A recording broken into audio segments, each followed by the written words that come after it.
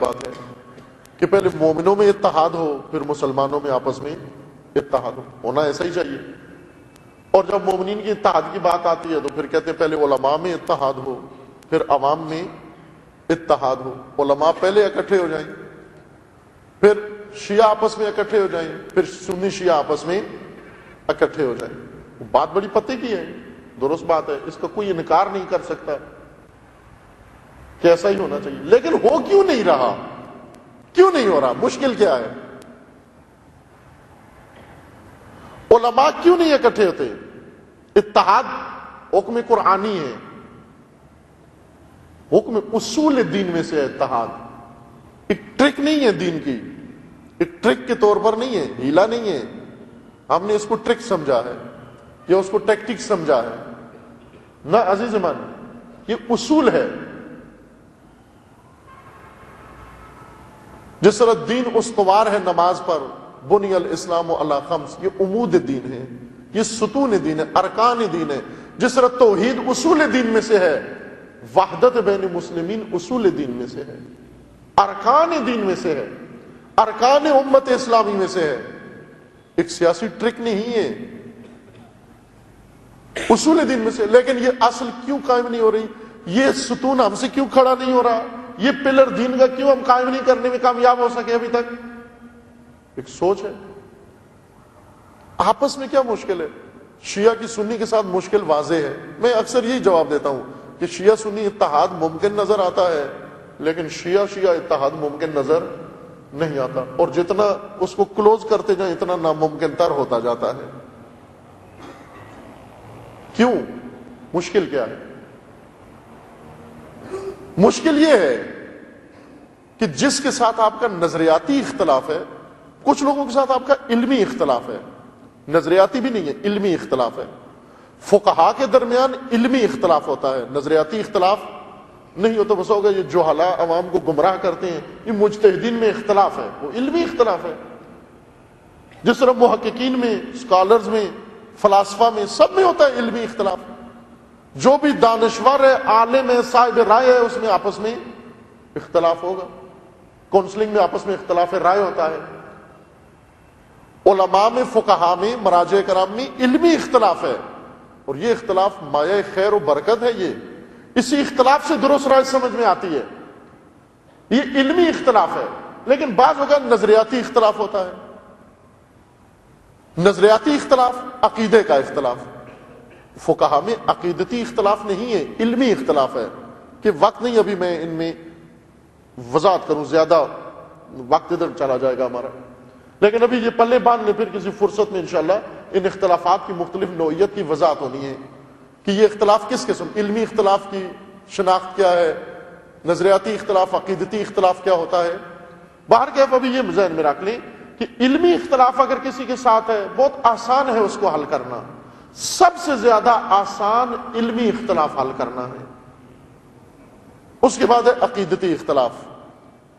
عقیدتی اختلاف علمی اختلاف سے ذرا سخت ہے، دشوار ہے اس کو حل کرنا، لیکن پھر بھی ممکن ہے اس کو حل کرنا، پھر بھی امکان ہے اس کو حل کرنا.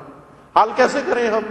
اس کا حل یہ ہے کہ یا آپ دلائل دے کے مخالف کو قانع کر لیں، یا اس کی دلیل سن کے اس کے ہم فکر بن جائیں.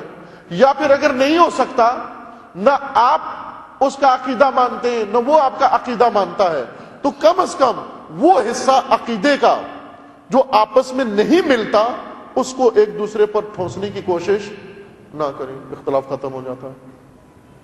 آپ اپنے پاس رکھو آپ کا اختلافی عقیدہ، میں اپنے پاس رکھوں، لیکن جو غیر اختلافی مسائل ہیں وہ آپس میں طے کر لو، ان میں مشترکہ میدان میں کام کرو. تو نظریاتی اختلاف قابل حل ہے، رائے حل موجود ہے. لیکن جب شیعہ آپس میں اختلاف کرتا ہے، یہ علمی اختلاف بھی نہیں ہے، یہ نظریاتی عقیدتی اختلاف بھی نہیں، چونکہ عقیدہ سب کا ایک جیسا ہے، تمام مذہب یکساں ہے، مشترک ہے، ہر چیز. غیر شیعہ کے ساتھ پھر اختلاف ہے امامت کا، لیکن شیعہ کا آپس میں تو کوئی اختلاف نہیں ہے، امامت میں بھی ایک ہے، ہر چیز میں ایک ہے. پھر کیا ضعف ہے؟ یہ وہ ضعف ہے، مشکل ہے، جو متدینین کے اندر پیدا ہو کر ان کو کھوکھلا کر دیتا ہے. اور وہ عزیزان اخلاقی کمزوریاں ہیں. اخلاقی کمزوریاں، اندر کا محاذ ضعیف ہے۔ جب انسان اندر سے کمزور ہو جاتا ہے، مغلوب ہو جاتا ہے، اس کے اندر انا آ جاتی ہے، اس کے اندر انا آ جاتی ہے، اس کے اندر خودخواہی آ جاتی ہے، میرے اندر خودخواہی آ جاتی ہے، اس کے اندر خودخواہی آ جاتی ہے، یہاں پر ایک ہی نظریے پر چلنے والے ایک ہی امام کے پیروکاروں میں اختلاف آ جاتا ہے، رائے الگ ہو جاتی ہیں۔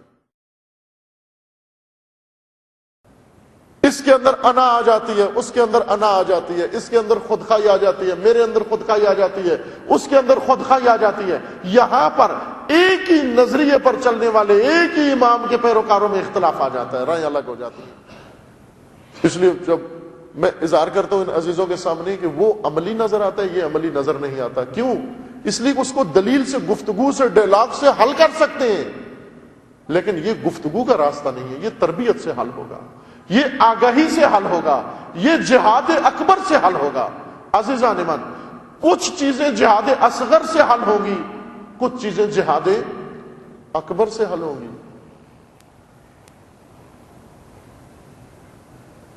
ہم اس وقت مغلوبیت سے باہر آئیں گے، ہم اس وقت غلبے کی حالت میں ہوں گے جب اپنے اندر غلبے کی جنگ جیت لیں گے، ہم جب اس مغلوبیت سے نکلیں گے۔ ہم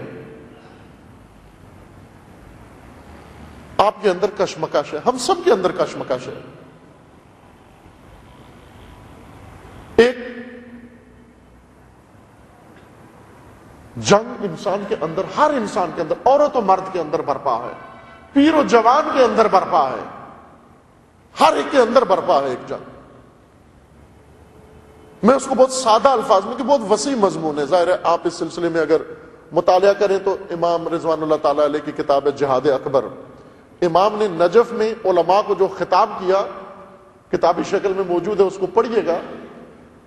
ماجرا یہ تھا کہ امام خمینی جو ہی نجف پہنچے، یہ دلچسپ بات ہے، میں کئی دفعہ بیان کر چکا ہوں، اب پھر تکرار کرتا ہوں کہ ان چیزوں کو بھول نہ جائیں ہم، چونکہ یہاں کوئی مناسبت نہیں ہوتی کہ یہ چیزیں دہرائی جائیں، یاد دہانی کرائی جائے، تذکر ہو ان مسائل کا۔ امام کو شاہ نے جلا وطن کیا کہ ایران کے اندر تحریک چلائی انہوں نے، اس تحریک کو روکنے کے لیے شاہ نے امام کو جلا وطن کیا، ترکی بھیجا۔ 2 سال امام ترکیہ میں رہے۔ ترکیہ میں رہ کر امام نے جو فعالیت کی اس سے شاہ پریشان ہوا، اور حکومت، اور انہوں نے ترکیہ کی حکومت کو خط لکھا کہ آپ نے کنٹرول نہیں کیا۔ ترکی حکومت بھی پریشان تھی، ترکیہ نے ایران کو لکھا کہ آپ اپنا جلا وطن یہاں سے لے لو، یہ ہمارے لیے بھی مشکلات کھڑی کر رہا ہے۔ دونوں گلا تھا، ایران کو ترکیہ سے گلا تھا، ترکیہ کو ایران سے گلا تھا۔ انہوں نے کہا ہم نے بھیجا تھا کہ آپ ان کو کنٹرول کریں، کوئی سیاسی کام نہ کرنے دیں، یہ تو بالکل آزاد ہیں، یہاں رہ کے سب کچھ کر رہے ہیں۔ یہ تحریر الوسیلہ امام نے ترکیہ میں لکھی تھی، یہ کتاب اپنی فقہ کی، اور بہت سارے کام ترکیہ کے اندر کیے امام نے۔ ترکیہ کو بھی گلا تھا کہ یہ تو ہمارے بھی ادھر خرابی ہو رہی ہے، اس سے تو یہاں بھی ہم سیکولر ملک ہیں، یہ تو ادھر دین کی باتیں کر رہے ہیں، آپ ان کو جلدی جلدی یہاں سے نکالیں۔ ان کے لیے مشکل تھی کہ کیا کریں۔ شاہ نے جو سروسز تھی جن سے مربوط مسئلہ تھا انہیں بلایا، جن وزیروں سے مربوط بات تھی انہیں اکٹھا کر کے تو مشورہ کیا کہ کیا رائے حل کریں۔ یہ مجتہد قابو میں نہیں آتا، نہ قم میں، نہ تہران میں، نہ ترکی میں، ابھی کیا رائے حل کریں۔ جو ان کا ایک زیرک وزیر تھا یا خفیہ سروس کا چیف تھا، اس نے یہ مشورہ دیا کہ ان کو جلا وطن کر کے عراق بھیج دیں، نجف بھیج دیں۔ جو ہی اس نے یہ رائے دی، یہ باقاعدہ آن دا ریکارڈ بات میں عرض کر رہا ہوں، کوئی افواہ سنی سنائی بات نہیں، باقاعدہ جس سندیں ہیں جس کی، جو ہی اس نے یہ میٹنگ میں رائے دی، شاہ نے ایک بہت موٹی گالی دی اس کو سب کے سامنے، تیری ایسی تیسی، میں کہہ رہا ہوں جلا وطن کرو، تو کہہ رہا ہے نجف بھیج دو۔ اگر ایک فقیہ کو اوضاع علمیہ میں بھیج دو، یہ جلا وطنی ہے؟ اگر ایک مچھلی کو خشکی سے پانی میں بھیج دو، میں کہہ رہا ہوں یہ مچھلی ہے، اس کو کہاں کیا کرے، کہتے ہیں سمندر میں بھیج دو۔ اس سمندر میں مچھلی کو اور کیا چاہیے؟ بہت ناراض ہوا شاہ، عنقریب تھا کہ شاید غضب میں آ کے اس کا سر قلم کروا دیتا۔ اس نے کہا کہ جان کی امان ہو بادشاہ سلامت، پہلے میری رائے ذرا غور سے سن لے، میں کہہ کیا رہا ہوں۔ کہ سب سے بہترین جگہ نجف ہی ہے. اس نے کہا کہ یہ مجتہد آپ سے قابو آنے والا نہیں ہے، کسی سے قابو آنے والا نہیں. یہ اگر قابو آئے گا تو فقط انہی سے قابو آئے گا جو اس کی صنف سے تعلق رکھتے ہیں، اور کوئی بھی نہیں ان کو قابو کر سکتا. آپ جتنا ان کے خلاف قدم اٹھاؤ گے لوگ آپ کے خلاف ہوتے جائیں گے. میڈیا ان کے خلاف ہوگا، لوگ میڈیا کے خلاف ہو جائیں گے. حکومت نے ان کے خلاف بیان دیا، لوگ حکومت کے خلاف ہو جائیں گے. کسی اور نے اگر ان کے خلاف کوئی قدم اٹھائے لوگ اسی کے خلاف ہو جائیں گے. بہترین طریقہ یہ ہے کہ اسی کے قبیلے سے، اسی کی صنف سے، اسی کی نوع سے، اسی طبقے سے لوگوں کو ان کے اوپر چھوڑا جائے. اور وہ اس کو، اور انہوں نے کہا کہ ہم یہ کام کر چکے ہیں. یہ رائے دینے سے پہلے نجف کو ہم تیار کر چکے ہیں کہ نجف میں ہم نے ایسے علماء رابطہ کر لیا ہے اور ان کو تیار کر لیا ہے، اور جو ہی یہ شخص وہاں نجف میں جائیں گے وہ آڑے ہاتھوں لیں گے، اور یہ روتا ہوا نجف سے نکل کر آئے گا اور معافی مانگے گا کہ مجھے ایران میں پناہ دو. یہ منصوبہ تھا ان کا. امام کو اس لیے نجف میں جلا وطن سزا کے طور پر بھیجا گیا. ایک فقیہ کو، مجتہد کو. سوچنے کی بات ہے، بہت دلچسپ نکتہ ہے یہ کہ اگر کسی فوجی کو چھونی میں جلا وطن کر دیں آپ، وہ فوجی کو چھونی چاہیے، اس سے بہتر اور کیا چیز ہے اس کو. اگر ایک اسٹوڈنٹ کو یونیورسٹی میں جلا وطن کر دیں آپ، اگر ایک پروفیسر کو جلا وطن کر کے یونیورسٹی کا آپ وی چانسلر بنا دیں، یہ جلا وطنی ہے. بھلے یہ ہو سکتی ہے جلا وطنی کہ جب وہاں پر پہلے سے ایک گروہ تیار کیا جائے کہ جو ہی یہ فقیہ داخل ہو اس کو آڑے ہاتھوں لے. اور یہی کام کیا انہوں نے. وہ تیار گروپ بیٹھا ہوا تھا. جو ہی امام گئے انہوں نے اپنا کام شروع کر دیا، فوراً شروع کیا. پہلا پروپیگنڈا یہ کیا کہ یہ مجتہد نہیں ہے، روزہ خان ہے. چونکہ امام تقریریں کرتے تھے عوام کے سامنے، کہتے تھے یہ مجتہد نہیں ہے بلکہ روزہ خان ہے. روزہ خان یعنی ذاکر، خطیب ہے، یہ مجتہد نہیں ہے. پھر اس کے بعد کہا گیا کہ یہ سوشلسٹ ہے. توجہ فرمائی، نجف میں اب کون کہہ رہا ہے؟ حکومت نہیں کہہ رہی ایران کی، امامے والے کہہ رہے ہیں، ابا کبا والے کہہ رہے ہیں کہ یہ مسلمان نہیں ہے، سوشلسٹ ہے. کیوں؟ اس لیے انقلاب کی باتیں کرتا ہے. چونکہ اس وقت انقلاب کا نام صرف کمیونسٹ اور سوشلسٹ لیتے تھے. انہوں نے امام خمینی کے بارے میں نجف میں یہ افواہ پھیلائی کہ یہ تو سرے سے مسلمان نہیں ہے بلکہ یہ ایک کامریڈ ہے، معاذ اللہ، کمیونسٹ ہے. اور اس طرح کے بہت سارے بلیم. کبھی کہا یہ وہابی ہے. امام کے بارے میں ایک افواہ انہوں نے نجف میں یہ پھیلائی کہ یہ وہابی ہیں. ہر طرح کی تہمت جو لگا سکتے تھے وہ انہوں نے لگائی. نتیجہ یہ ہوا کہ نجف میں جو امام کے طرفدار تھے، کہ اکثریت نجف میں تو لوا وہ امام کے چاہنے والے تھے، ان کا دل دکھا بہت. انہوں نے عکس العمل دکھایا. اتنا شدید عکس العمل تھا کہ قریب تھا کہ نجف اشرف میں علماء کے دو گروہ بن جائیں اور آپس میں گتم گتھا ہو جائے اور لڑائی جھگڑا شروع ہو جائے، ہاتھا پائی شروع ہو جائے. یہاں تک نوبت پہنچائی. امام نے ایک دن اپنا درس ختم کیا، تعطیل کیا، اور چھٹی کر کے امام نے فرمایا کہ آج میں درس پڑھانا چاہتا تھا لیکن حالات دیکھ کر نجف کے حوزے کے میں چھوڑ کے آج آپ کو. اور اس میں امام نے وہ تقریر، تاریخی تقریر بیان فرمائی جو بعد میں چھپی، اردو میں بھی چھپی، جس کا نام جہاد اکبر ہے. یہ امام کی وہ تقریر ہے جو علماء اور طلباء کو سامنے فرمائی. اور اس تقریر میں البتہ امام کے سامنے سارے انقلابی بیٹھے ہوئے تھے، اپنے پیروکار تھے، دوسرا طبقہ دوسری جگہوں پر مشغول تھا. انہوں نے جو فضا بنائی اور امام نے فرمایا کہ آپ چھوڑ دو ان کو. اور امام نے انہیں کہا کہ میرے نام پر کسی سے لڑائی مت کرنا.